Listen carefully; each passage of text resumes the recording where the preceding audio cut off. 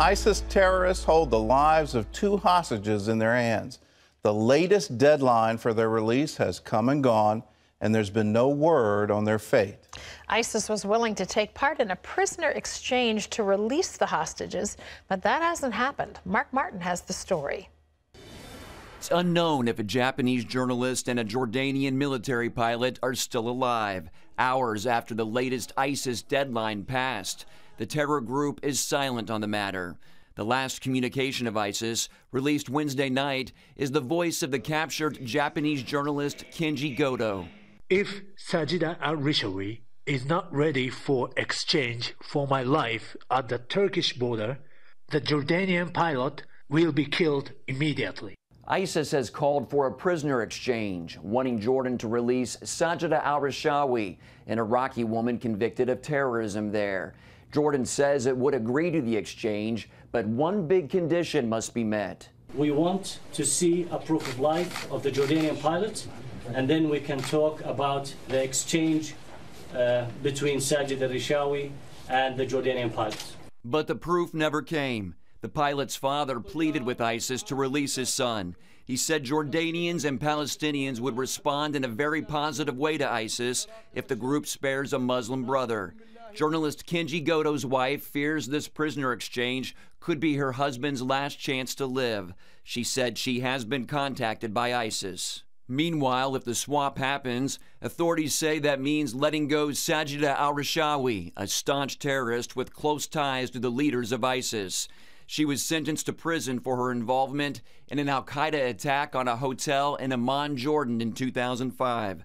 Around 60 Jordanians, many of them attending a Muslim wedding, lost their lives in that attack. Even if Jordan and ISIS agree to the prisoner exchange, it's not known what will happen next to the Japanese hostage, who has 2 daughters, an infant and a 2-year-old. Mark Martin, CBN News. Now, this madness is all a fruit of Islam. ISIS is trying to follow what's written down in the Quran to the letter. And as a result, you're seeing this kind of just insanity. Why in the world would Jordan want to free a terrorist? Here's somebody who went into a hotel, there's a wedding going on, and in the name of some god, tries to blow the hotel up. I don't understand that, but I do understand this. Jesus says you judge the tree by the fruit. And the fruit of Islam seems to be repeatedly the spontaneous acts of homicidal mania, where people just want to kill other people. That's the fruit that I'm seeing, and that means we've got to have a fundamental change in our attitude towards Islam and a reformation there, that what their ideas about God are wrong. Well, here at home, Congress is heading for a showdown with President Obama over the Keystone oil pipeline. John Jessup has that story from our CBN News Bureau in Washington. John? Gordon, the Senate has passed a bill approving the construction of the Keystone XL oil pipeline. 9 Democrats joined with 53 Republicans voting for the measure. But Thursday's vote still doesn't give supporters of the pipeline enough votes to override a presidential veto. The bill authorizes construction of the nearly 1,200-mile pipeline to carry oil from Canada to Gulf Coast refineries.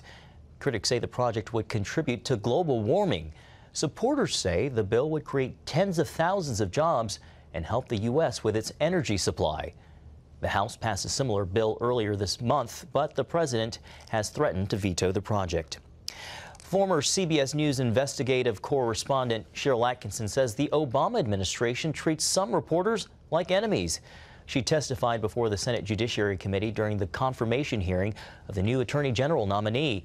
And the Hill newspaper reports that she said, if you cross this administration with perfectly accurate reporting they don't like, you'll be attacked and punished.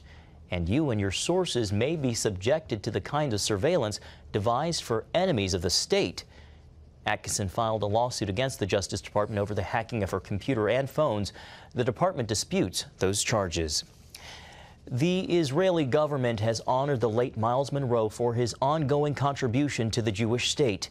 Tourism Minister Uzi Landau presented the award to Monroe's children on behalf of the Knesset Christian Allies Caucus and World Jewish Congress Thursday night in Jerusalem for its 9th annual event to honor Christian allies. Caucus Director John Reinstein called Monroe courageous, and he said he had the heart of a lion. Miles Monroe was a true Israeli hero.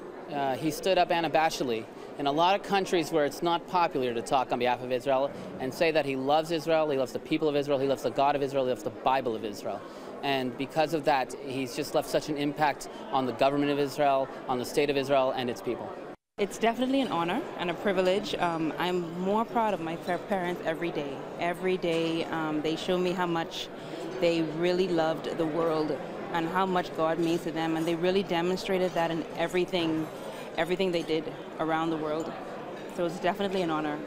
His wife, Ruth, were killed in a plane crash last November. The couple's children say they're carrying on their parents' work. Well, Super Bowl 49 is just 2 days away when all the ongoing controversy about Deflategate and the analysis of the teams will finally give way to the game itself. Yesterday in Phoenix, CBN's Tom Buehring spoke with Seattle's chaplain about how he helps the Seahawks cope with the pressures of the biggest game in football.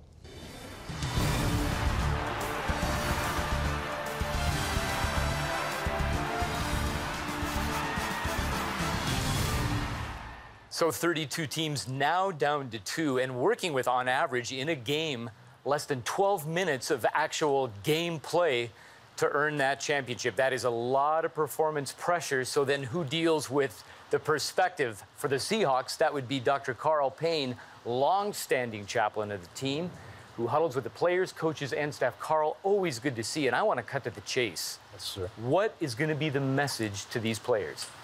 Tom, I think probably a lot like the message last year, and that was we didn't come to show up, we came to win, but we came to use a platform that God has given at least the believers to say, truly there is a God in heaven.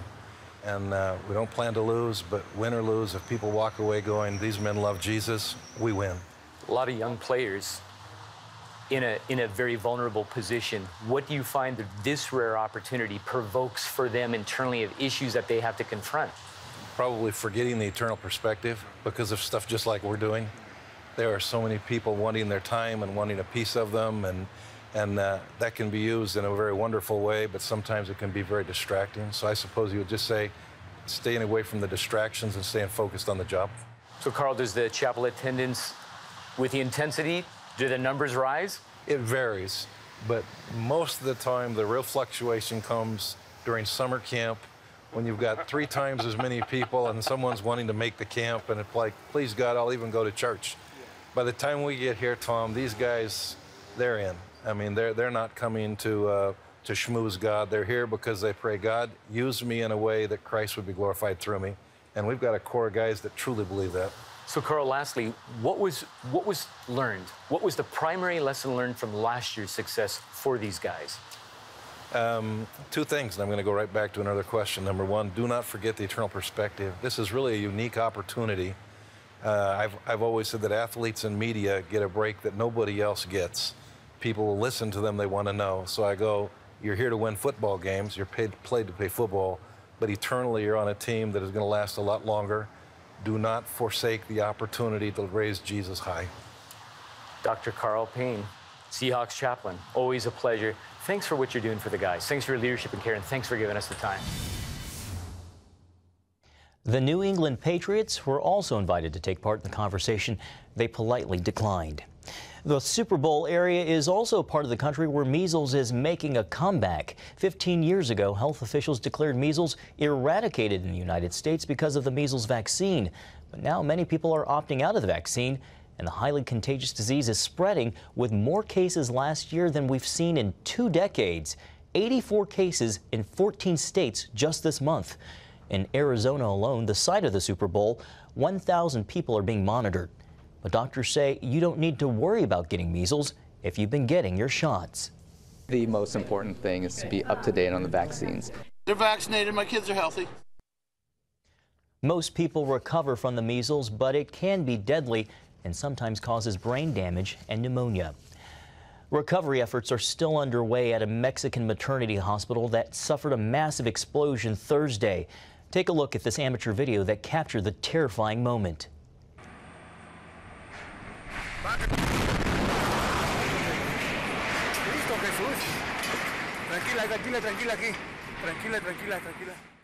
At least one adult and 2 babies were killed and about 70 people were injured. The cause? A gas tank truck explosion. Firefighters and emergency crews raced through the rubble as nurses and moms carried crying infants away from the wreckage.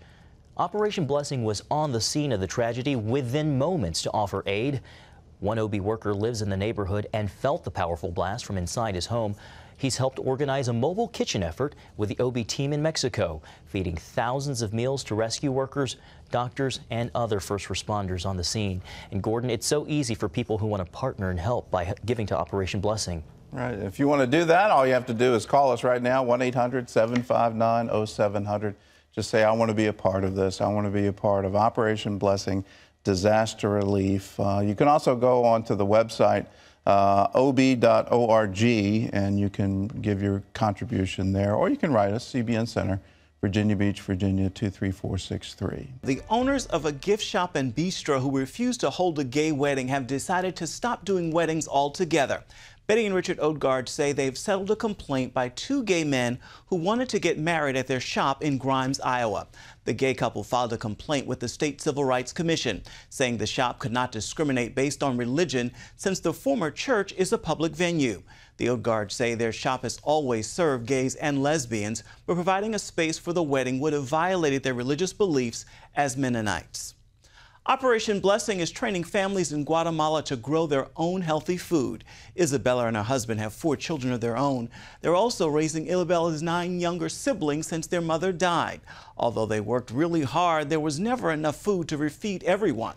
Operation Blessing started a family project in Isabella's community to teach her and other women how to grow nutritious vegetables they can use to feed their families and also sell at the market for additional income.